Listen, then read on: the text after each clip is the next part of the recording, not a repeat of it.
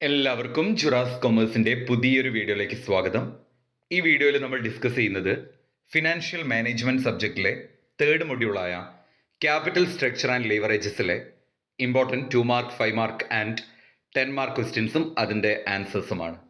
ആദ്യം തന്നെ 2 mark section, capital structure. വളരെ ഇമ്പോർട്ടൻ്റ് ആയിട്ടുള്ള ഒരു 2 മാർക്ക് ക്വസ്റ്റ്യൻ ആണ് capital structure. According to C.W. Gerstenberg, capital structure refers to kind of securities that make up capitalization. ഇനി ഒരു മീനിങ് ആണെങ്കിൽ capital structure simply means combination of ഡെപ്റ്റ് and equity. What is optimum capital structure?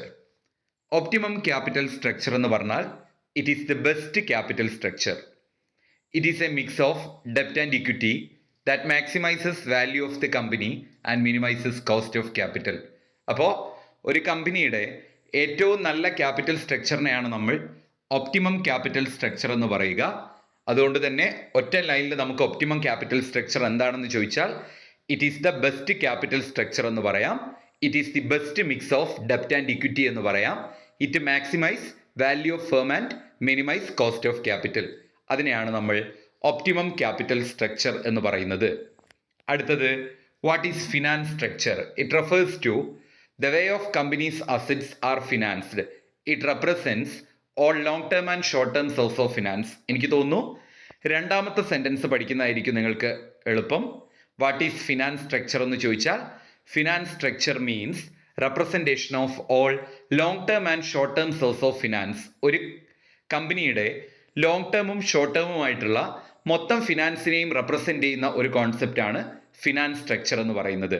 Capital structure എന്ന് പറഞ്ഞാൽ ഡെപ്റ്റിൻ്റെയും ഇക്വിറ്റിയുടെയും mix ആണെങ്കിൽ finance structure എന്ന് പറഞ്ഞാൽ long term and short term source of finance ആണ്. Leverage. It simply refers to relative change in profit due to change in sales. അതായത് പ്രോഫിറ്റിൽ ഉണ്ടാകുന്ന ചേഞ്ച്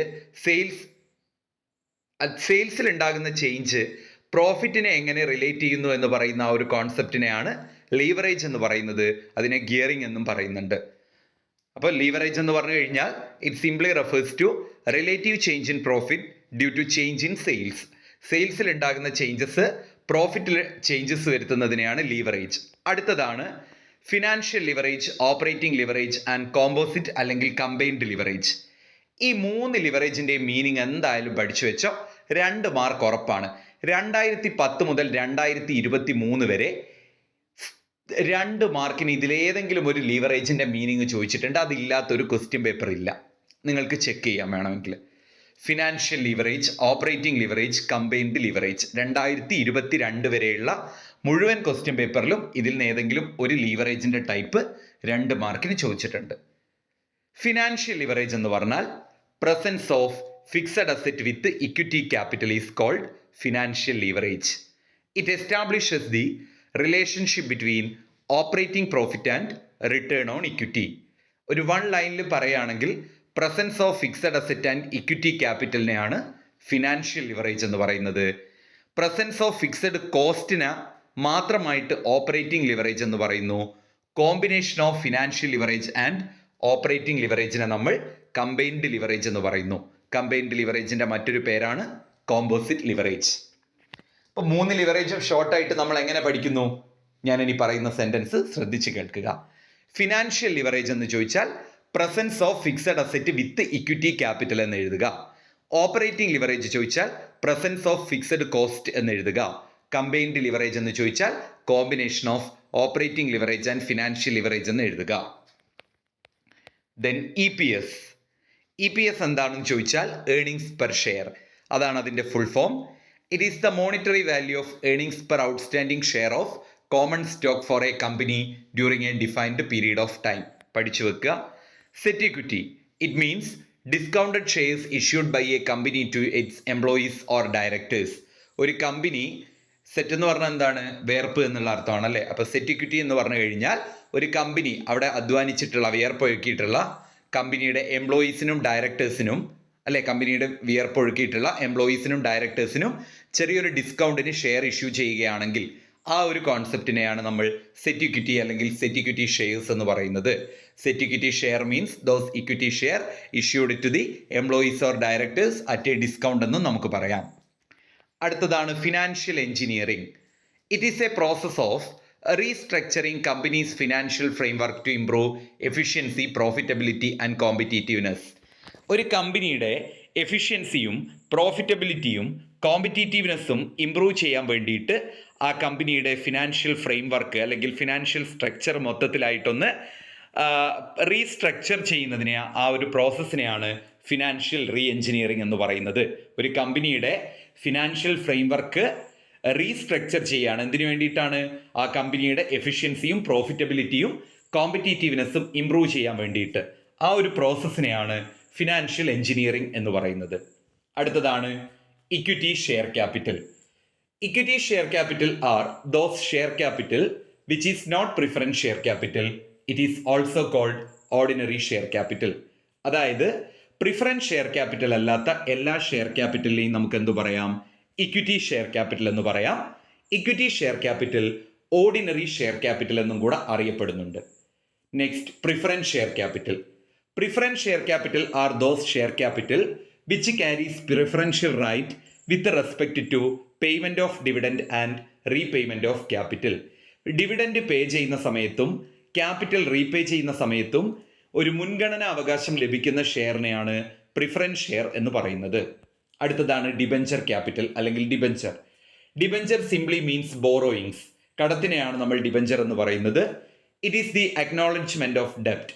അത് ഡെപ്റ്റിനുള്ള ഒരു അക്നോളജ്മെന്റ് ആണ്. It is an instrument for raising ഡെപ്റ്റ് ക്യാപിറ്റൽ. അതായത് ഡെപ്റ്റ് ഫിനാൻസ് റൈസ് ചെയ്യാൻ വേണ്ടിയിട്ടുള്ള ഒരു ഇൻസ്ട്രുമെന്റും കൂടെയാണ് ഡിബഞ്ചർ. അടുത്തതാണ് venture capital. Venture capital are those capital which is invested in new and risky venture.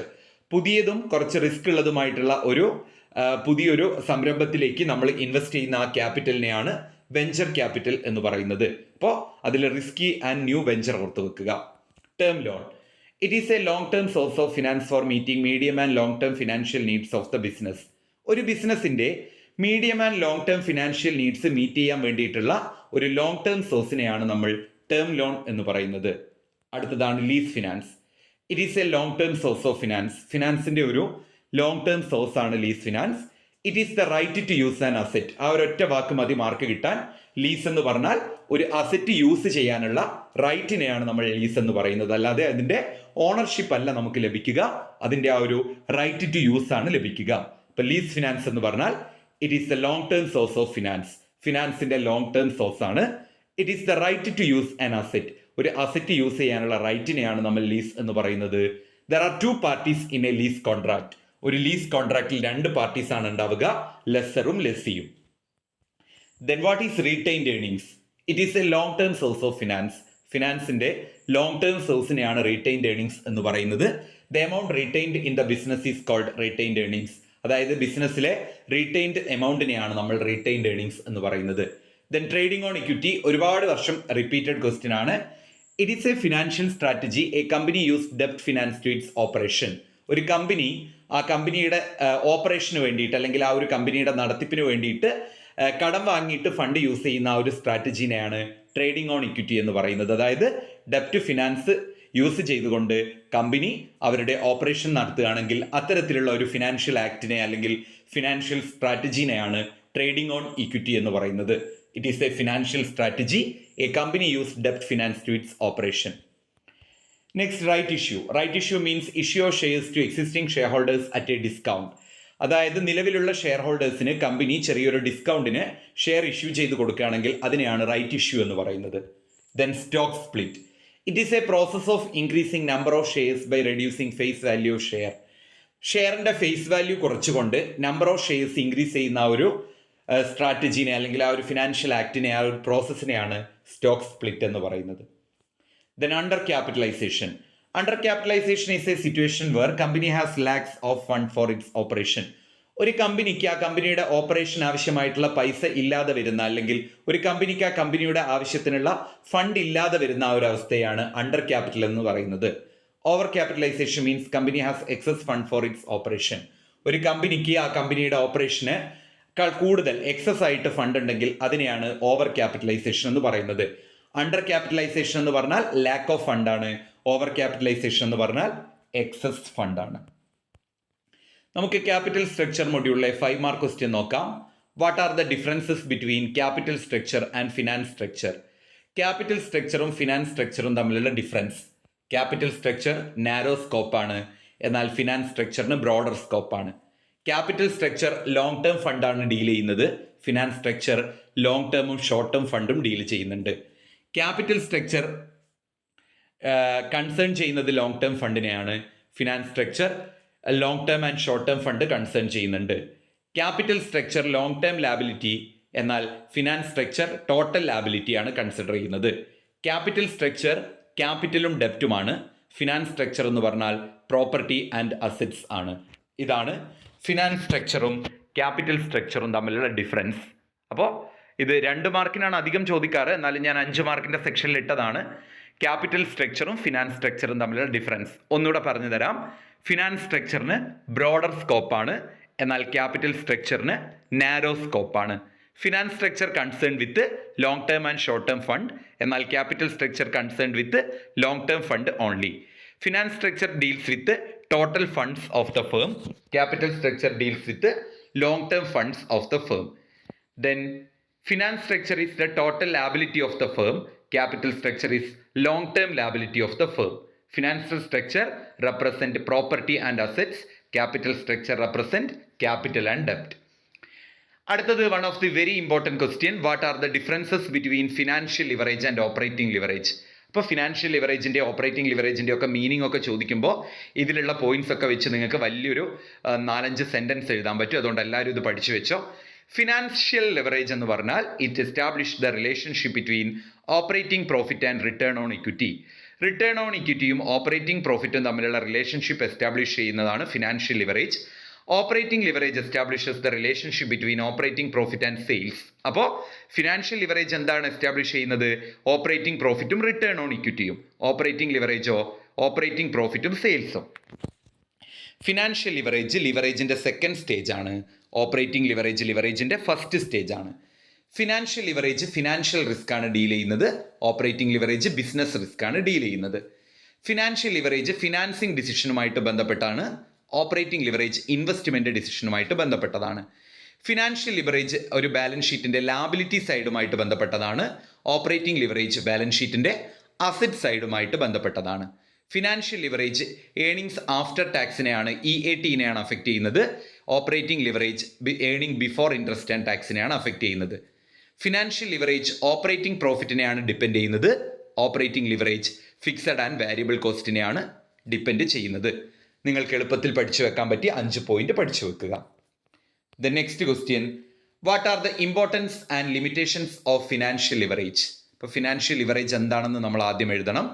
Financial leverage is the presence of fixed cost with equity capital. Equity ക്യാപിറ്റലും fixed കോസ്റ്റും തമ്മിലുള്ള ആ ഒരു പ്രസൻസിനെയാണ് ഫിനാൻഷ്യൽ ലിവറേജ് എന്ന് പറയുന്നത്. അതിൻ്റെ കൂടെ നിങ്ങൾക്ക് ആ ഡിഫറൻസ് പഠിച്ചു കഴിഞ്ഞാൽ അതിൽ നിന്നുള്ള പോയിന്റ് എഴുതാം. It is the second stage of leverage. It shows the liability side of the balance sheet. It affects AAT. അങ്ങനെയൊക്കെ നിങ്ങൾക്ക് എഴുതാൻ പറ്റും. ഓക്കെ, അപ്പോൾ റിട്ടേൺ ഓൺ ഇക്വിറ്റിയും ഓപ്പറേറ്റിംഗ് പ്രോഫിറ്റും തമ്മിലുള്ള റിലേഷൻഷിപ്പാണ് ഇത് എസ്റ്റാബ്ലിഷ് ചെയ്യുന്നത്. അതിൻ്റെ ഇമ്പോർട്ടൻസ്, സിഗ്നിഫിക്കൻസ്, യൂസസ്, യൂട്ടിലിറ്റി. ഇനി ഫിനാൻഷ്യൽ ലിവറേജുമായിട്ട് ബന്ധപ്പെട്ട എന്ത് ചോദിച്ചാലും ഈ പോയിന്റ് എഴുതുക. Profit planning, capital structure planning, preparation of cash flow, measurement of risk, increase in share holders income. 5 മാർക്കാണെങ്കിൽ എക്സ്പ്ലനേഷൻ കൊടുക്കുക. അതിൻ്റെ ലിമിറ്റേഷൻ ഹൈ റിസ്ക്, അതുപോലെ തന്നെ bankruptcy, high rate of interest, adverse result, double edged sword, ഇരുതല മൂർച്ചയുള്ള വാളാണ്, restrictions from financial institutions. What are the essentials of optimum capital structure?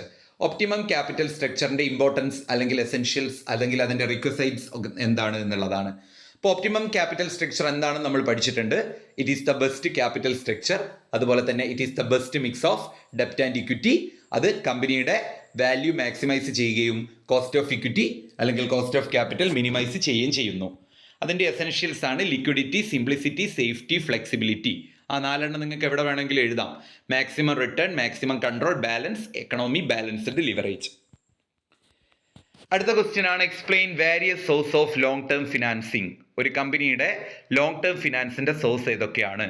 Equity share capital, preference share capital, debenture capital, venture capital, term loan, lease finance, institutional finance, retained earnings. These are the sources of long term finance. Explanation കൊടുക്കണം. Then briefly explain plowing back of profit and state its importance. എന്താണ് plowing back of profitഉം അതിന്റെ ഇമ്പോർട്ടൻസും? ടെക്സ്റ്റിൽ ഇല്ല, പക്ഷേ ഒരുപാട് ക്വസ്റ്റ്യനിൽ repeated ആണ്. Plowing back of profit is the process of reinvesting portion of profit into business. അതായത് നമ്മുടെ പ്രോഫിറ്റ് നമ്മൾ ഡിവിഡൻ്റ് ആയിട്ടൊന്നും കൊടുക്കാതെ അതിൻ്റെ ഒരു പോർഷൻ എടുത്തിട്ട് വീണ്ടും ബിസിനസ്സിലേക്ക് തന്നെ റീഇൻവെസ്റ്റ് ചെയ്യുന്ന ആ ഒരു പ്രോസസ്സിനെയാണ് പ്ലോയിങ് ബാക്ക് ഓഫ് പ്രോഫിറ്റ് എന്ന് പറയുന്നത്. ഇത് റെറ്റൻഷൻ എന്നും കൂടെ അറിയപ്പെടുന്നുണ്ട്. അപ്പോൾ സിമ്പിളാണ്. It is a process of reinvesting portion of profit into business. Then അതിൻ്റെ ഇമ്പോർട്ടൻസ് എന്തൊക്കെയാണ്? Financial growth, increased share holders value, maintain financial stability, reduces ഡെപ്റ്റ്, encourage innovation, supports working capital, attract investors. അടുത്തതാണ് 10 mark question. What do you mean by capital structure? What are the factors effecting capital structure? അല്ലെങ്കിൽ discuss capital structure, enumerate the important determinants of capital structure. ഇതെല്ലാം ഈ question പല രൂപത്തിൽ വരും. അതിൻ്റെ answer ആണ് ഇവിടെ കൊടുത്തത്. ക്യാപിറ്റൽ സ്ട്രക്ചർ എന്താണെന്ന് എഴുതുക, അതിൻ്റെ ഡിറ്റർമിനൻസ് അല്ലെങ്കിൽ ഫാക്ടേഴ്സ്. ഇൻറ്റേർണൽ ഫാക്ടേഴ്സ് എന്തൊക്കെയാണ്? Profitability, liquidity, flexibility, size of business, nature of business, asset structure, regular income, period. External, government policy, trade cycle. ഞാനിത് റഫായിട്ട് വായിച്ചു പോകുന്നത് എന്താണെന്ന് വെച്ചാൽ ഓൾറെഡി നമ്മൾ എസ്സേ സെക്ഷനിൽ ഇതൊക്കെ ഡിസ്കസ് ചെയ്യുന്നുണ്ട് ഡീറ്റെയിൽഡ് ആയിട്ട്. ഞാൻ ആ വീഡിയോ അപ്ലോഡ് ചെയ്തിട്ടുണ്ട്. ഇല്ലെങ്കിൽ ഈ വീഡിയോ ആണ് ആദ്യം വരുന്നതെങ്കിൽ ആ വീഡിയോ അപ്ലോഡ് ചെയ്യാനിരിക്കുകയാണ്. ഓൾറെഡി റെക്കോർഡ് ചെയ്ത് വെച്ചിട്ടുണ്ട്. ഓക്കെ, അപ്പോൾ നമുക്കിത് വീഡിയോസ് വരും, ഇതിൻ്റെ കോമൺ പോയിന്റ്സും വരും. അതുകൊണ്ട് ഇത് ഞാൻ ഇമ്പോർട്ടൻസ് കൊടുത്ത് ഇവിടെ പറയുന്നില്ല, പക്ഷേ ഷുവർ എസ്സേ ആണ്. ഇനി define capital structure, explain important theories of capital structure. ഇതും എസ്സേയിൽ നമ്മൾ ഡിസ്കസ് ചെയ്തിട്ടുണ്ട്. ക്യാപിറ്റൽ സ്ട്രക്ചർ എന്താണെന്ന് ഇവിടെ കൊടുത്തു. അതിൻ്റെ theories: net income theory, net operating income theory, traditional theory, Modigliani and Miller theory. Okay, thank you.